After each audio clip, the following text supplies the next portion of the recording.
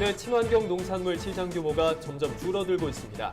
관행농법으로 돌아가는 농가들이 늘어나고 있는데 뒷걸음질 치고 있는 국내 친환경 농산물 생산 확대를 위한 대책은 무엇인지 짚어봅니다. 정부는 10월부터 내년 2월까지를 조류 인플루엔자와 구제역 특별방역 대책 기간으로 정하고 예방과 방역 활동에 들어갑니다. 고질적으로 반복되는 문제를 근본적으로 막겠다는 취지입니다. 밭 작물용 농기계 임대 기준을 완화해야 한다는 목소리가 커지고 있습니다. 임대 기준이 지나치게 까다롭고 수요에 비해 임대 사업소도 턱없이 부족하기 때문입니다. 지난해 가장 돈을 많이 벌어준 농산물로 촉성오이가 3년 연속 1위를 차지했습니다. 그 밖에 작년 한 해 농민들에게 높은 소득을 안겨준 작목은 무엇인지 알아봅니다. 여러분 안녕하십니까? NBS 뉴스 24입니다. 요즘 친환경 농산물을 찾는 소비자분들 많으실 겁니다. 세계적인 흐름도 마찬가지인데요. 정작 국내 친환경 농산물 시장 규모는 줄어든 것으로 조사됐습니다. 김인경 기자의 보도입니다. 경기도에서 포도 농사를 짓고 있는 이영성 씨는 최근 친환경 포도 농사를 포기했습니다. 성장 속도가 빠른 잡초들을 직접 제거하려면 노동력이 너무 많이 필요했기 때문입니다. 포기의 원인 중에 여러 가지 중에 하나는 넝쿨식물들 때문에 넝쿨식물이 칡넝쿨하고 가시박하고 한삼넝쿨이라는 게 있는데 이놈들이 성장넝쿨이 성장 속도가 엄청나게 빨라요. 그래서 이거를 인력으로다가 그걸 다 제거한다는 거는 저희 같은 경우는 언덕배기 밭이라 어려워요. 그래서 제초제만큼은 내가 1년에 한 번은 쳐야겠다. 이 씨처럼 친환경 농법을 포기하고 관행 농법으로 돌아가는 농가들이 늘면서 국내 친환경 농산물 시장 규모가 점점 줄고 있습니다. 한국농촌경제연구원이 최근 발표한 자료에 따르면 2017년 국내 친환경 농산물 출하량은 2016년보다 13% 이상 줄어든 49만 6,400톤에 그쳤습니다. 특히 무농약 농산물의 출하량 감소가 눈에 띄었습니다. 2012년 84만 1,500톤에 달했던 출하량은 5년 만인 2017년 38만 2,900톤으로 급감했습니다. 친환경 농산물 인증 농가 수도 줄었습니다. 2017년 인증 농가 수는 5만 9,400가구, 2016년보다 2,500가구나 감소했습니다. 이렇게 국내 친환경 농업이 뒷걸음질을 하고 있는 사이 외국산 유기식품 수입은 크게 늘었습니다. 2016년 유기식품 수입량과 금액은 전년 대비 각각 15%와 25%가량 늘었습니다. 외국산 유기식품의 수입은 2013년 이후 연평균 10% 이상 증가하는 추세입니다. 그만큼 소비자들의 유기식품 수요가 많다는 뜻입니다. 세계적인 추세도 마찬가지입니다. 2016년 세계 유기농 경지 면적은 전년보다 약 15% 늘었습니다. 유기농 식품과 음료 시장 규모는 약 900억 달러로 앞으로 성장세가 지속될 것으로 농경연은 내다봤습니다. 이 같은 소비 확대 추이에 발맞춰 국내에서도 친환경 농산물 생산 확대를 위한 대책 마련이 필요하다고 전문가들은 지적합니다. NBS 뉴스 김인경입니다. 이처럼 국내 친환경 농산물 생산이 확대돼야 한다는 목소리가 높습니다. 친환경 농업 확대 방안의 해답을 찾기 위해 최서영 기자가 유기농 배농가에 다녀왔습니다. 친환경 배 재배 경력 17년의 김상권 씨는 최근 3년간 농사를 지을 때 신바람이 납니다. 경기도가 학교 급식에 친환경 농산물의 비율을 높이면서 판로 걱정이 없어진 겁니다. 사실 저도 그전에 일부 우리나라 친환경 매장에 내는 거 그게 전부였어요. 그다음에 백화점에서도 사실 일부예요. 그거는 불과 한 상위 20%. 그렇다면 나머지 우리가 5, 60%는 판로가 없는 그런 결과가 와요. 그러다 보니까 특히 농가들이 늘어나니까 친환경 하는데 굉장히 어려움을 겪는 거죠. 왜냐하면 생산도 어려운데 판로까지 어려워지니까. 김 씨가 생산한 유기농배는 전량 학교 급식으로 공급되고 있습니다. 지난해부터는 화성 사창초등학교의 유기농 지도사로 위촉돼 어린이들에게 친환경 농산물의 중요성도 일깨워주고 있습니다. 어렵게 친환경 농사를 짓고 있는 농가들은 판로 문제가 해결돼야 한다고 목소리를 높이고 있습니다. 판매 채널이 보다 다양해져야 할 뿐만 아니라 판매처에서 친환경 농산물을 적정 가격에 매입해야 한다는 겁니다. 친환경 농업을 할 때는 인건비나 친환경 농자재 값 등 생산비가 더 들 수밖에 없는데 이 같은 가격 조건이 반영되지 않으면 판매가 쉽지 않다고 농가들은 주장합니다. 생산 기술이 확립되지 않는 것도 문제입니다. 고령 농가는 친환경 농법으로 전환할 때 가장 큰 애로사항으로 잡초나 병해충 발생을 꼽습니다. 이에 대한 기술 개발이 우선적으로 이루어져야 합니다. 국내의 선도 농가나 국내외 주요 친환경 재배 매뉴얼을 수집하고 분석해 지역별, 품목별 특성에 맞는 친환경 생산 모델을 구축해야 한다는 겁니다. 친환경 농업 실천 농가의 정부 차원에서 일종의 유기농업 직불금 같은 경제적 인센티브를 제공해야 한다는 주장도 나옵니다. 친환경 농산물에 대한 소비자들의 수요가 점점 늘고 있는 만큼 농가들을 위한 지원책과 유인책이 절실해 보입니다. MBS 뉴스 최서영입니다. 정부가 10월부터 내년 2월까지를 조류 인플루엔자 AI와 구제역 특별방역 대책기간으로 정하고 예방과 방역 활동에 들어갑니다. 이번 대책은 축산농가의 낮은 방역의식 등 현장에서 고질적으로 반복되는 문제점을 해결해 AI와 구제역의 발생을 근본적으로 막겠다는 취지입니다. 박동민 기자가 보도합니다. 정부가 AI와 구제역 발생 가능성이 높은 올해 10월부터 내년 2월까지를 특별 방역 대책 기간으로 정하고 강도 높은 가축질병 예방 활동과 유사시 대응 체계 구축 등 방역 활동에 돌입했습니다. 이번 대책은 농가의 책임 의식을 높여 AI와 구제역 발생을 원천적으로 막겠다는 게 핵심입니다. 먼저 이동 제한과 역학 조사를 거부하거나 일시 이동 중지 명령을 위반할 시 보상금 감액 비율이 기존 5%에서 최대 20%로 늘어납니다. 특히 살처분 명령을 이행하지 않으면 최대 60%까지 보상금이 깎입니다. AI가 발생했던 농장에서 다시 발생하면 20%, 3회는 50%, 그리고 4회는 80% 순으로 보상금을 깎는 것은 그대로 유지되지만 같은 농장에서 AI가 반복해 발생했을 때 보상금 감액 페널티 부여 기간은 현행 2년에서 5년으로 확대됩니다. 또한 AI가 확산되는 걸 막기 위해 발생 농장으로부터 반경 3km까지 원칙적으로 예방적 살처분을 하기로 했고 신속한 조치가 이루어지도록 살처분 완료 시한도 발생 농장은 24시간 이내, 예방적 살처분은 72시간 이내로 정했습니다. 다만 구제역의 경우 백신 미접종형 발생 시에 한해 실시합니다. 농식품부 관계자는 농가의 낮은 방역의식으로 매년 현장에서 반복되는 문제점을 해결하기 위해 보완 방안을 마련했다면서 내 농장은 내가 지킨다는 책임감을 가져달라고 당부했습니다. MBS 뉴스 박동민입니다.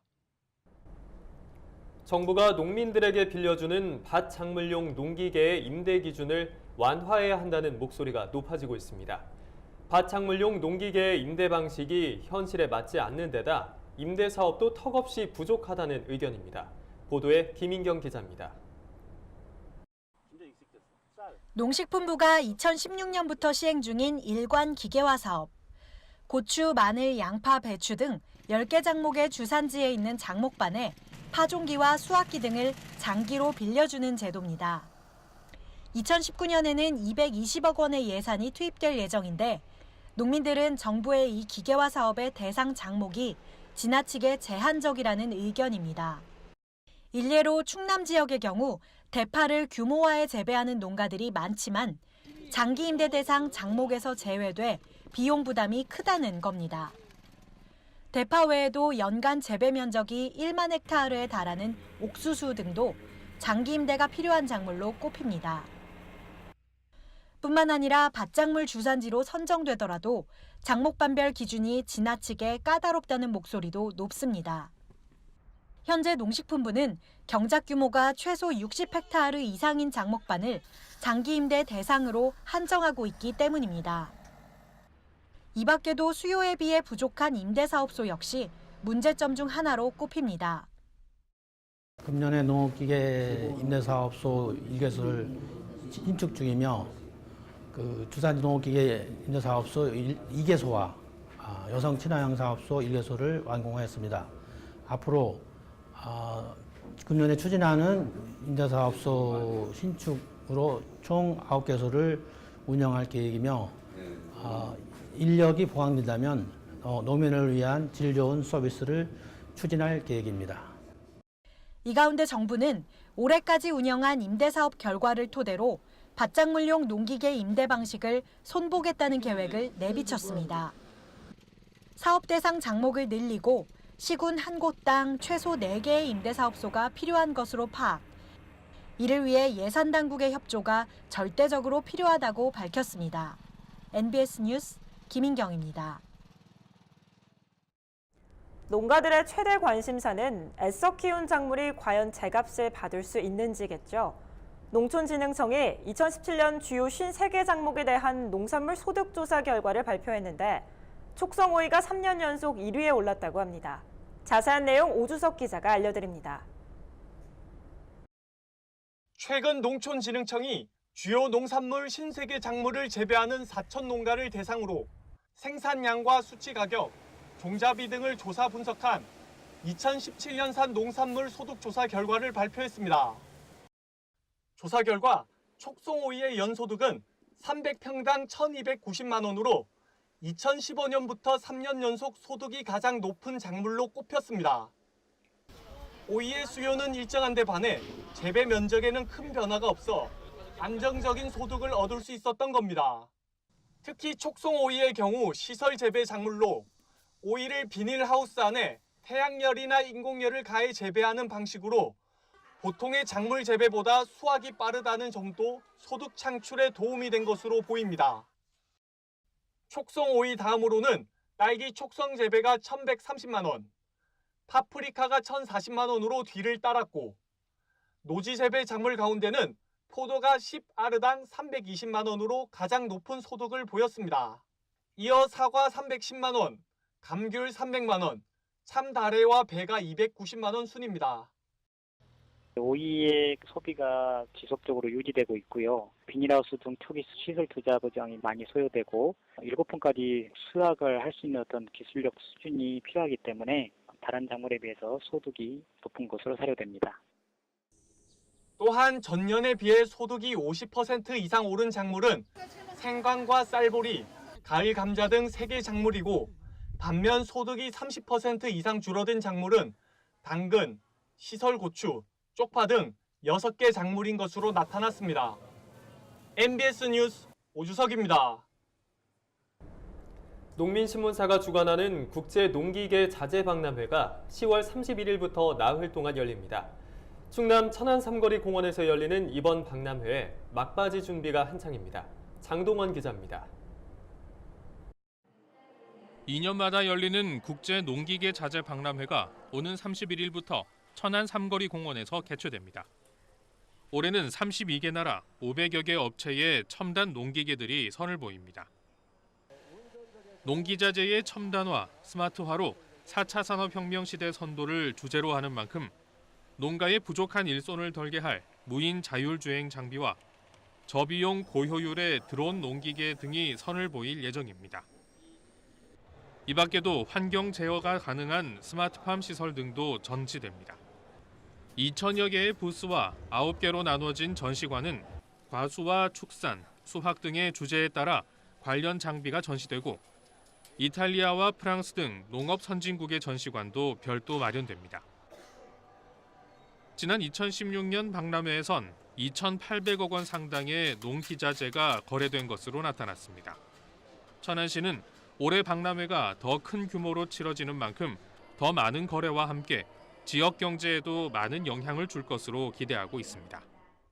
외지에서 오는 사람들은 아무래도 여기 오면은 단체로 오기 때문에 지역 경제 효과가 천억 넘게 이렇게 효과를 나타난다고 나와 있어요. 한편 천안시는 1일 추진 보고회를 열고 각 부서별 준비 상황을 점검했습니다. 경년제로 열리는 국제 농기계 자재 박람회는 서울에서 열리던 것이 2010년부터 천안에서 열리고 있으며 세계 5대 농기계 박람회로 평가받고 있습니다. 티브루드 뉴스 장동원입니다. 간추린 뉴스입니다. 제주도가 감귤 국민수확단에 참여할 육지부 농민들을 19일까지 공개 모집합니다. 감귤 국민수확단은 제주 농촌에 20일에서 50일 거주하며 수확 작업이나 선별, 포장 작업을 돕는 유상 인력으로 올해는 70세 미만의 전국 지역농협조합원을 모집 대상으로 한정하고 있습니다. 농협사료가 배합 사료값의 2.2% 할인 판매를 연말까지 3개월 더 연장합니다. 할인 판매 대상은 OEM 사료를 제외한 모든 축종의 배합 사료로 이번 조치에 따라 축산농가가 받는 사료비 절감 혜택은 누적액으로 9월 말 151억 원, 연말까지 201억 원에 이를 것으로 농협사료는 추정했습니다. 경북 최대 규모의 미국 종합처리장이 준공식을 갖고 본격 가동에 돌입했습니다. 이번에 준공한 미국 종합처리장은 연간 2만 4천 톤의 벼를 처리할 수 있는 가공시설과 6,600만 톤을 건조 저장할 수 있는 최첨단 시설을 갖췄습니다. 이로써 농가들의 벼 매입이 수월해지고 소득도 높아질 것으로 보입니다. 진도군이 청년들의 안정적인 영농 정착을 위해 청년 창업농 영농 정착 컨설팅을 추진합니다. 올해 처음으로 시작한 컨설팅은 다양한 교육과 영농 정착금 등을 지원하는데 모두 8명을 선정해 한우 사육과 유채 생산 등을 진행 중입니다. 다음은 농민신문사에서 발행하는 4대 월간지 10월호를 소개하는 시간입니다. 먼저 전원생활부터 살펴보도록 하겠습니다. 전원생활은 주부들을 위한 생활 정보지로서 이번 호에서는 독서의 계절 10월에 딱 어울리는 특집을 다뤘는데요. 바로 책이 있는 풍경입니다. 내용 살펴보도록 하죠.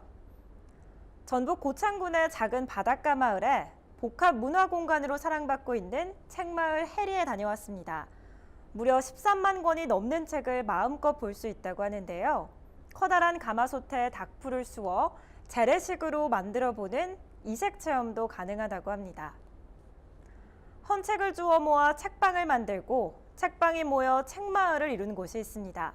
바로 세계 최초의 책마을, 영국 헤이온와이 마을이라고 하는데요. 쇠잔에 가던 농촌 마을에 40여 개가 넘는 책방이 생겼고 지금은 전 세계에서 관광객들이 몰려올 정도라고 합니다.